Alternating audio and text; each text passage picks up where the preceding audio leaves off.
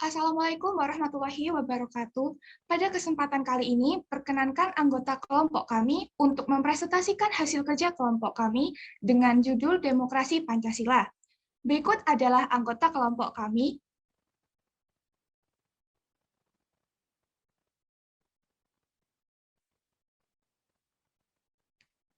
Anggota kelompok kami terdiri dari Fatan Riansyah Putra, Tasyana Putitiah Palupi, Fadli Faizaini, Muhammad Fadil Naufal, Nuruddin Fahmi Akmal, Muhammad Rafi Amrullah, Sinta Nurlia Rohmah, Altaf Fikar Harik Nusantara, dan Riza Maulana Ahsan.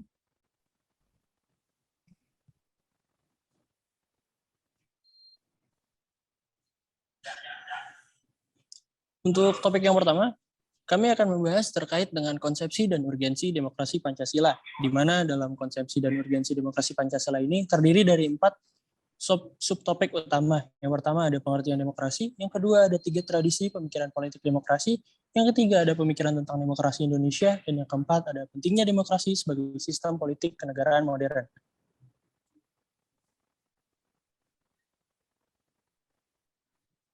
Untuk yang pertama, terkait dengan pengertian demokrasi.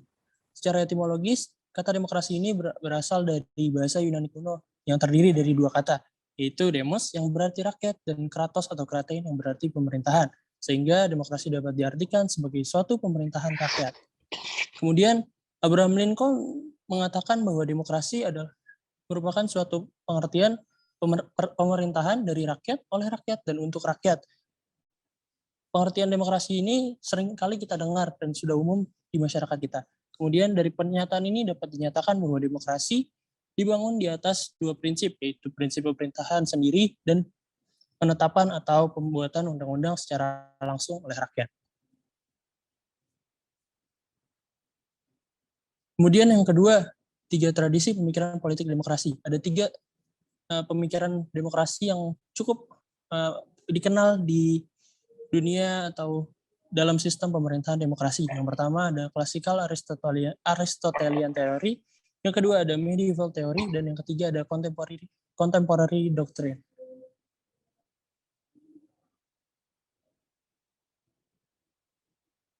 Pertama, untuk classical Aristotelian theory, ini adalah merupakan salah satu teori yang menyatakan bahwa bentuk pemerintahan yakni seluruh pemerintahan oleh seluruh warga negara yang memenuhi syarat kewarganegaraan. Sementara untuk teori yang kedua, medieval theory menerapkan Roman law dan konsep popular sovereignty yang menempatkan suatu landasan pelaksanaan kekuasaan tertinggi berada di tangan rakyat. Dan yang ketiga, contemporary doctrine yang dipandang sebagai suatu konsep republik sebagai bentuk pemerintahan rakyat yang murni.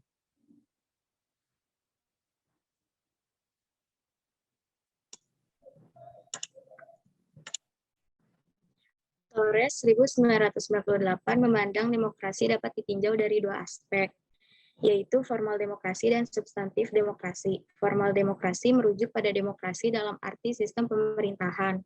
Substantif demokrasi menunjuk pada bagaimana proses demokrasi itu dilakukan. Proses demokrasi itu dapat diidentifikasi dalam 4 bentuk, yaitu yang pertama, protektif demokrasi, merujuk pada kekuasaan ekonomi pasar. Yang kedua, developmental demokrasi, ditandai oleh konsepsi atau model manusia sebagai individu yang posesif, yakni manusia sebagai makhluk yang mampu mengembangkan kekuasaan atau kemampuannya. Yang ketiga, equilibrium demokrasi, yakni bahwa partisipasi membangkitkan otoritarianisme yang laten dalam massa dan memberikan beban yang berat dengan tuntutan yang tak bisa dipenuhi. Lalu yang terakhir, participatory demokrasi tidak dapat mencapai partisipasi yang demokratis tanpa perubahan lebih dulu dalam ketidakseimbangan sosial dan kesadaran sosial. Tetapi kita juga tidak dapat mencapai perubahan dalam ketidakseimbangan sosial dan kesadaran sosial tanpa peningkatan partisipasi lebih dulu. Yang ketiga, pemikiran tentang demokrasi Indonesia.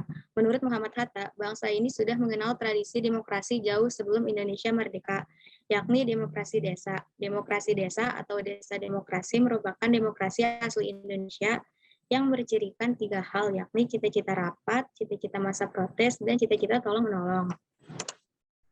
Lalu yang keempat, pentingnya demokrasi sebagai sistem politik kenegaraan modern. Demokrasi sebagai sistem politik kenegaraan modern sangat penting, karena dengan menerapkan hal tersebut maka akan tercapainya yang pertama, kebebasan warga negara untuk menyampaikan pendapat. Yang kedua, meningkatkan kerjasama antar warga negara. Yang ketiga, membuat warga negara memiliki tanggung jawab. Yang keempat, terjaminnya hak-hak dasar. Yang kelima, tercapainya kesetaraan setiap warga negara. Yang keenam, pemenuhan kebutuhan umum akan tercapai. Yang ketujuh, mencegah pemerintahan yang diktator. Yang kedelapan, pembaharuan kebijakan sosial. Lalu pembahasan selanjutnya ada tentang prasyarat demokrasi.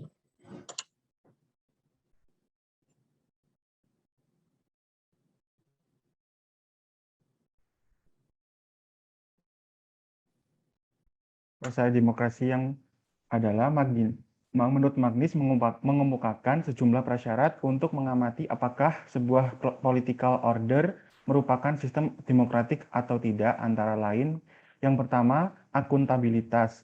Setiap penguasa yang dipilih rakyat harus mempertanggungjawabkan kebijaksanaan yang telah diputuskan. Kedua, rotasi kekuasaan yang dilakukan secara teratur dan damai. Ketiga, menikmati hak-hak dasar. Setiap warga dapat menikmati hak dasarnya secara bebas, baik itu hak mengeluarkan pendapat, hak berkumpul, dan menikmati kebebasan pers.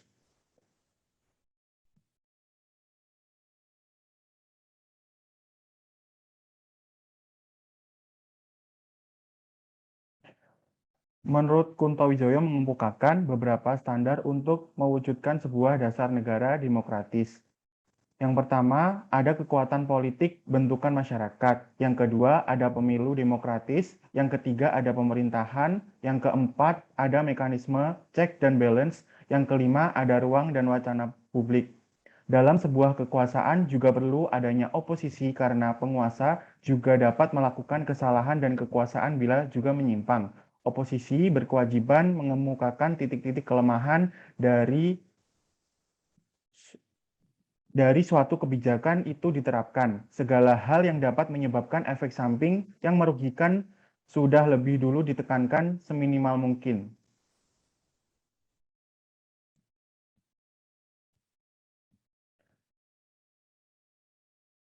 Bab selanjutnya adalah yang ketiga, unsur-unsur penegak demokrasi yang terdiri dari yang pertama adalah negara hukum, yang kedua masyarakat madani atau civil society, yang ketiga ada infrastruktur politik, dan yang keempat ada kebebasan pers yang bertanggung jawab.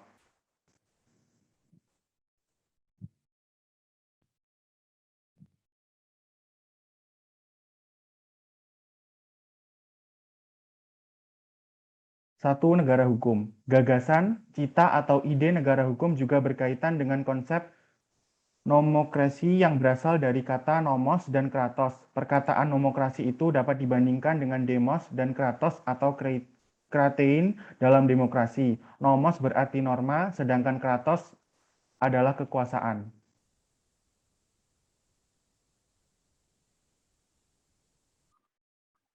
Yang kedua, ada madani atau civil society.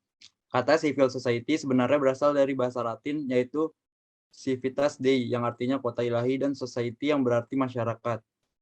Dari kata civil, akhirnya membentuk kata civilization, yang berarti peradaban. Oleh sebab itu, kata civil society dapat diartikan sebagai komunitas masyarakat kota, yakni masyarakat yang telah berperadaban maju. Lanjut. Yang ketiga adalah ada infrastruktur politik. Infrastruktur politik adalah struktur politik masyarakat atau rakyat, suasana kehidupan politik masyarakat atau rakyat.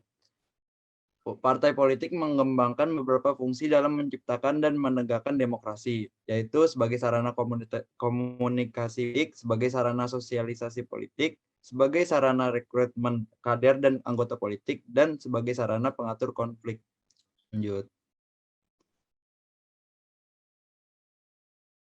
Yang keempat ada kebebasan pers yang bertanggung jawab. Aktivitas yang dilakukan oleh kelompok gerakan dan kelompok penekan yang merupakan perwujudan adanya kebebasan berorganisasi. kebebasan yang menyampaikan pendapat dan melakukan oposisi kepada pemerintah. Hal tersebut merupakan indikator bagi tegaknya demokrasi. Kaum cendekiawan, kalangan sivitas akademik, dan pers berkelompok penekan signifikan untuk mewujudkan sistem yang demokratis dalam penyelenggaraan negara dan pemerintahan.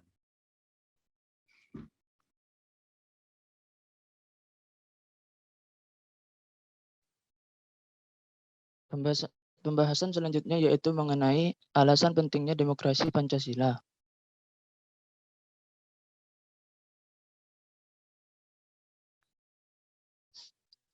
Sistem demokrasi Pancasila sekaligus berperan dalam sistem pemerintahan maupun sebagai way of life, di mana pola penerapannya merujuk pada nilai-nilai dalam Pancasila.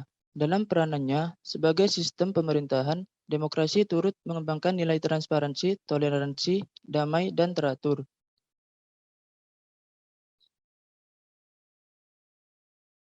Dengan menetapkan demokrasi yang bersumber dari Pancasila, yaitu dengan mengimplementasikan nilai-nilai luhur Pancasila dalam demokrasi, seharusnya permasalahan-permasalahan mengenai kelemahan praktik demokrasi kita hingga masa kini dapat diatasi, dicari jalan keluarnya, dan dapat dihindari. Penetapan demokrasi Pancasila untuk menyelesaikan semua permasalahan tersebut dirasa tepat karena diperkuat dengan asas demokrasi Pancasila sendiri yang berdasarkan sila keempat Pancasila.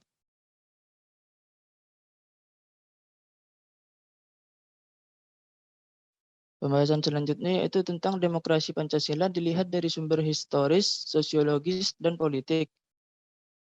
Terdapat beberapa subtopik di sini, yaitu yang pertama sumber nilai yang berasal dari demokrasi desa, yang kedua sumber nilai yang berasal dari Islam, yang ketiga sumber nilai yang berasal dari Barat.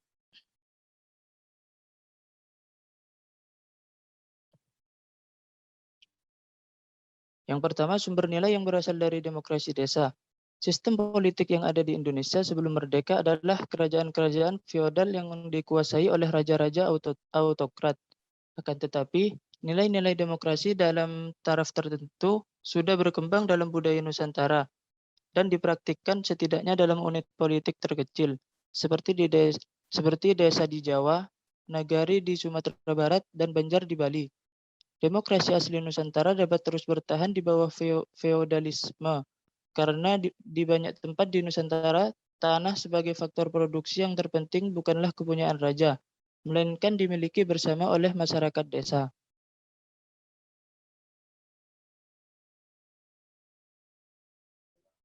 Selanjutnya, pembahasan nomor 2, sumber nilai yang berasal dari Islam. Nilai demokratis yang berasal dari Islam yaitu ketauhidan itu sendiri berupa pengakuan terhadap Tuhan yang Maha Esa. Di hadapan Tuhan, semua manusia adalah sama. Yang membedakan hanyalah siapa yang paling bertakwa kepadanya. Sikap pasrah kepada Tuhan yang memutlakkan Tuhan dan tidak ada sesuatu yang lain. Menghendaki tatanan sosial terbuka, adil, dan demokratis. Nah, di sini jadi semua nilai-nilai demokratis tercermin dalam tingkah laku dan ajaran yang dibawa Nabi, seperti halnya menyatukan masyarakat Madinah melalui perjanjian-perjanjian yang dilakukan Nabi agar umat Islam dan selain Islam dapat hidup bersama dalam satu negara. Nah, dalam pandangan Soekarno pada tahun 1965, pengaruh Islam di Nusantara membawa transformasi masyarakat feodal menuju masyarakat yang lebih demokratis. Dalam perkembangannya, Hatta juga memandang stimulus Islam sebagai sumber yang menghidupkan cita-cita demokrasi sosial di kalbu para pemimpin pergerakan kebangsaan. Selanjutnya, yang ketiga ada sumber nilai yang berasal dari Barat. Kehidupan berdemokrasi masyarakat Barat atau Eropa memiliki sejarah yang panjang. Kota Athena adalah pusat pertumbuhan demokrasi terpenting di Yunani, yang pada sekitar abad ke-5 sebelum Masehi sering ditunjuk sebagai contoh pelaksanaan demokrasi partisipatif dalam negara kota. Kemudian praktik pemerintahan sejenis muncul di Romawi, tepatnya di kota Roma, Italia, yaitu sistem pemerintahan republik. Pemerintahan demokrasi model Athena dan Roma kemudian menyebar ke kota di sekitar seperti Florence dan Venice. adanya dua sisi dari koin peradaban barat, yaitu sisi resepsi imperialisme kapitalisme dan sisi humanisme demokratis, diakibatkan oleh kehadiran kolonialisme Eropa, khususnya Belanda di Indonesia. Selanjutnya,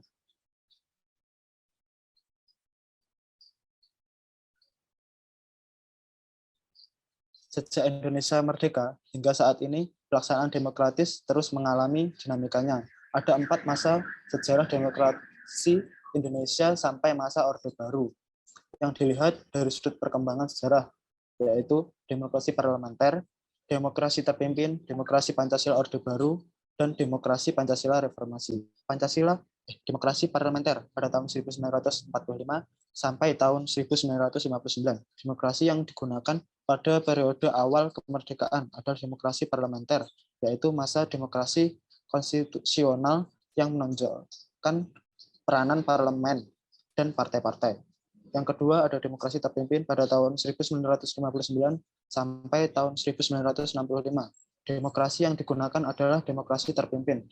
Demokrasi terpimpin adalah demokrasi kekeluargaan tanpa anarkinya, liberaliste tanpa otoritarisnya diktatur. Yang ketiga ada demokrasi Pancasila Orde Baru pada tahun 1965 sampai tahun 1998. Demokrasi ini merupakan demokrasi konstitusional yang menunjukkan peranan presiden yang lebih besar. Yang keempat, demokrasi Pancasila Reformasi pada tahun 1998 sampai sekarang. Pada masa ini, Indonesia memasuki era baru dan sudah tidak ada lagi kekuasaan presiden yang sangat dominan. Selanjutnya.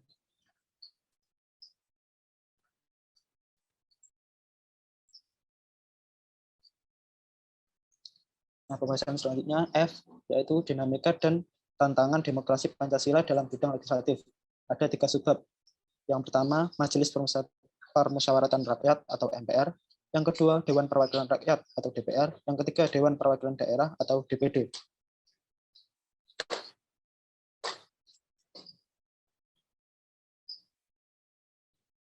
Yang pertama, ada Majelis Permusyawaratan Rakyat atau MPR.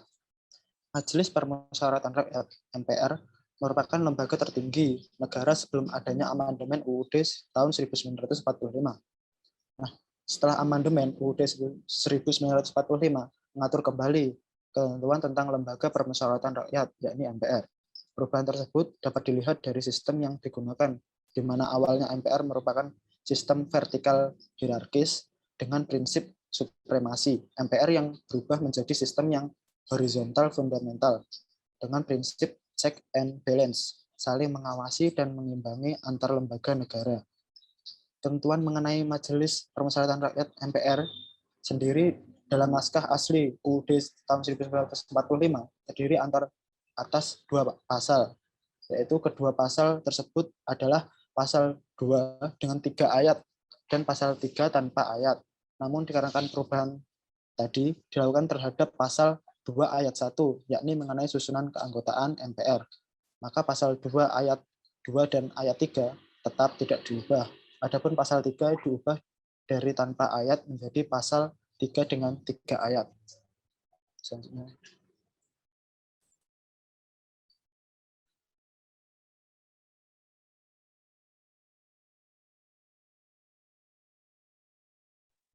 Yang kedua, Dewan Perwakilan Rakyat. Dewan Perwakilan Rakyat yang merupakan bagian dari Majelis Permusyawaratan Rakyat atau MPR yang berfungsi sebagai lembaga legislatif.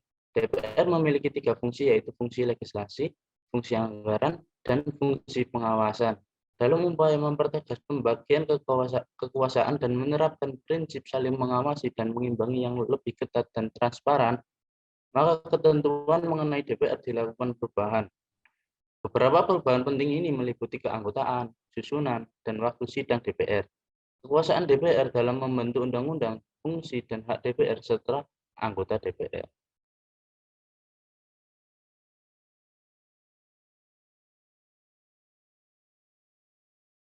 Yang ketiga, Dewan Perwakilan Daerah. Ketentuan mengenai Dewan Perwakilan Daerah merupakan hasil baru dalam UUD 1945. Ketentuan ini diatur dalam bab tersendiri dan terdiri atas 2 pasal, yaitu pasal 22C dengan 4 ayat dan pasal 22D dengan 4 ayat. Sistem perwakilan di Indonesia merupakan sistem yang khas karena di samping terdapat DPR sebagai lembaga perwakilan berdasarkan aspirasi rakyat, juga terdapat DPD sebagai lembaga penampung aspirasi daerah. Dinamika yang terjadi dengan lembaga permusyawaratan dan perwakilan di negara kita yang secara langsung mempengaruhi kehidupan demokrasi.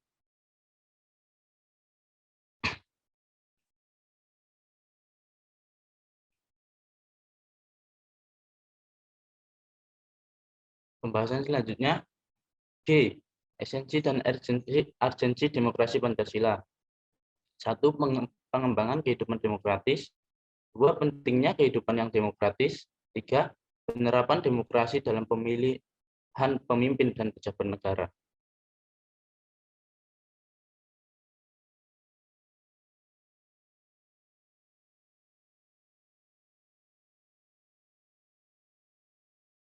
Yang pertama, pengembangan kehidupan demokratis. Demokrasi Indonesia memiliki sifat khas sesuai dengan budaya bangsa Indonesia yang berdasarkan Pancasila. Sebagai demokrasi yang berakar pada budaya bangsa, kehidupan demokratis yang kita kembangkan harus mengacu pada landasan ideal Pancasila dan landasan konstitusional UUD NRI tahun 1945.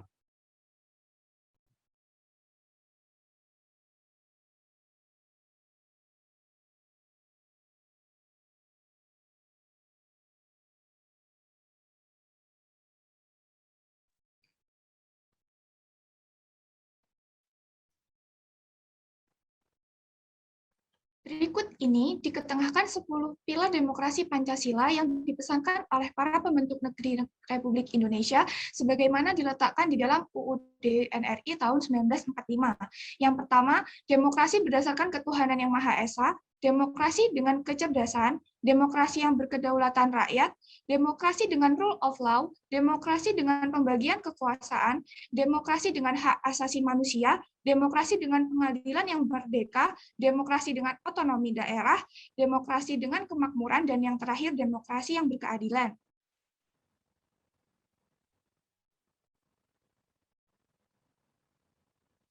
Mengapa kehidupan yang demokratis itu penting? Kehidupan demokratis penting dikembangkan dalam berbagai kehidupan. Karena seandainya kehidupan yang demokratis tidak terlaksana, maka asas kedaulatan rakyat tidak berjalan, tidak ada jaminan hak-hak asasi manusia, serta tidak ada persamaan di depan hukum.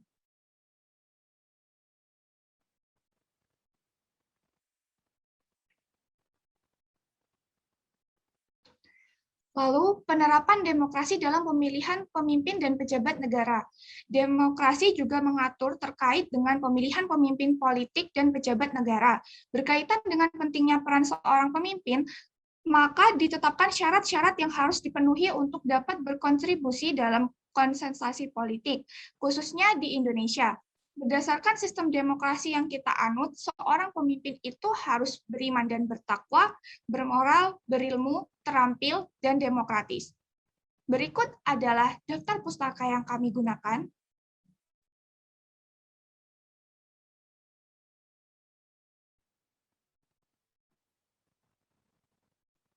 Sekian dari kelompok kami. Jika terdapat kesalahan, kami mohon maaf. Wabillahi taufiq wal hidayah. Wassalamualaikum warahmatullahi wabarakatuh.